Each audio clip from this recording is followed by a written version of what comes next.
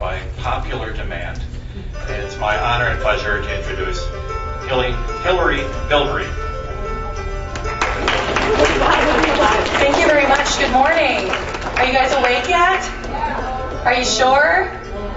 My name is Hillary, and I am actually with a company called Inspired by Family. You'll have to bear with me. I have a little bit of a cold. I am a former teacher. I've taught in England, Germany, Colorado, and also Wisconsin. I'm an educational consultant, and I'm also a public speaker. I'm really, really excited to be here today. For lots of reasons. Really, high school is my favorite age to talk to. And they're my favorite age because you guys are innovative, you're creative, you're smart. You've already had a lot of experiences that help you to see the world in a different way. And what I'm going to do right now is play a little bit of wake-up music to get us going. So if you'll sit back right now, kind of relax. The words are going to be up there in just a moment. And a little Van Halen to get us going. The song is called Right Now. Oh, but I don't hear it. You guys hearing it okay? No. We cut out. Hold on.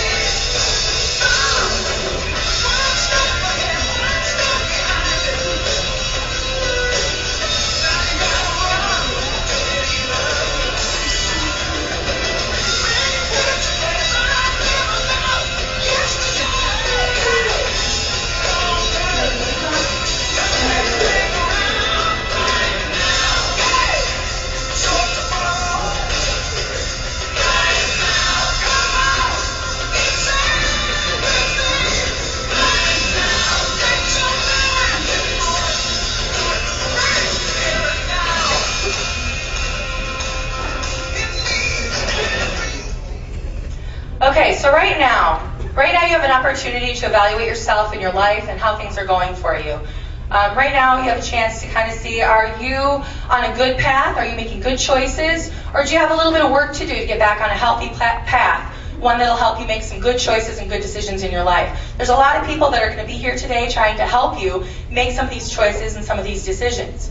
And every moment, but especially this moment, it's an opportunity. It's an opportunity to learn, it's an opportunity to grow, but most of all, it's an opportunity to change. Now, I know that change sometimes is stressful, and you guys have enough stress going on in your lives right now, right? You've got academics, you've got arts perhaps, you've got sports, you've got friends, relationships, and on top of that, you're making decisions about drugs, alcohol, sex, smoking, and so on. And that doesn't even touch the surface, does it? There's so many things that you have going on in your lives. And then, let's put one more stressor on top of that. The media is constantly bombarding us with things that are going on in the world. We've got the war in Iraq, which many of you may be touched by personally. We've got school violence. We've got terrorists that we hear about on the TV. But it seems like all of these things are just adding stress to our lives sometimes. In fact, I've talked to teenagers who say to me, you know, Hillary, it kind of stinks because I've got enough I'm dealing with. Isn't this the time I'm supposed to be dealing with just myself and figuring out who I am? And now there's all these other things going on as well. Well, that's what we're going to talk about today, because what if I told you you could focus on yourself? You could, now I'm not saying being selfish and not thinking about anyone else, but you can focus on yourself, what you want out of life, and in the process, you can start to be the change that we need to see in the world today. I want to start with this premise, okay? Let's think about this. You guys, each and every one of the trees that you see out there in the world, it all starts with the same tiny little seed, right? Something that can fit in the palm of my hand. Very, very small. What I have up here is a redwood tree that is in Sequoia National Park in California. These things grow to be 300 feet tall, 300 feet. It's enormous, but yet they start out so small. In fact, you can drive cars through them. That's how large that they are. What I'm telling you is this is the kind of greatness I think lies in each and every one of you. It's the kind of greatness that we all start out the same with the same amount of potential. Two things can happen. You can either choose to nurture that potential, and you can make good choices and look at the amazing things that can happen. Or you can choose to make poor choices. You can squander your potential, and then you get something that kind of looks like this, which is the Charlie Brown Christmas tree. Aww. Which is a sweet story this time of year. It's a wonderful story. Charlie Brown found the tree that nobody else wanted, took it home, loved it. But you know what? I feel like he kind of missed the point. He missed the point, because what would have happened if he would have left this and would have nurtured it and kept it in the soil and watered it and let it grow? Who knows? Who knows what it could have been? So what I'm telling you, these are two different trees, started from the same potential. But depending on the choices, on the ways that it's nurtured, on the ways that it grows, it can become something great or something that kind of misses its mark. Now, I'm not here to put more pressure on you, because it sounds like it. Oh, great, now you're sitting here telling me, Hillary, you have to be great. I have to be great. I'm telling you, if you get nothing else out of what I said this morning than this right here, listen, you already are. You have everything you need to succeed. Everything that you need. And we're going to be talking about what those things are. We're going to be talking ways that you can nurture greatness in yourself. And I know it seems kind of crazy, because some of us believe, nod your head if you kind of believe this, you either have it or you don't. Like, some people are just born and destined to be great, and some people just aren't.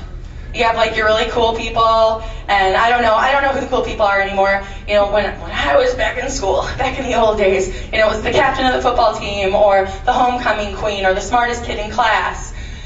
And then you have your other people, and if you don't fall into those categories, you're not great. But that's kind of what I'm telling you today, that you are great, and these are the ways that you're great. You're great because you have the potential to make choices in your life, control your actions, control your words, control your thoughts, and in the process have an impact on the world. We're going to start with this premise as we go through and try and work out how can we achieve greatness, how can we be this change, how can we make positive choices. So I'm going to take you through a little bit of an outline of what we're going to talk about. This is a Chinese proverb that I really, really like, because I think it illustrates clearly the steps that we need to take in our life. Be careful of your thoughts, for your thoughts become your words. Be careful of your words, for your words become your actions. Be careful of your actions, for your actions become your habits.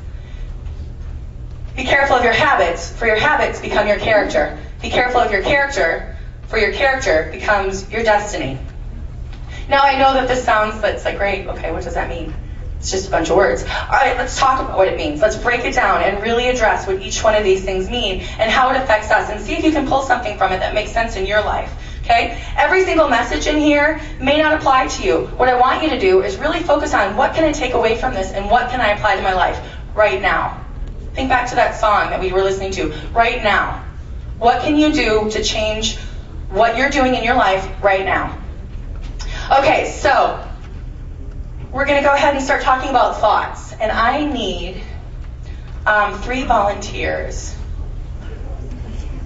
I'm going to actually ask Laura if Mrs. Jensen, if she'll pick a couple people for me.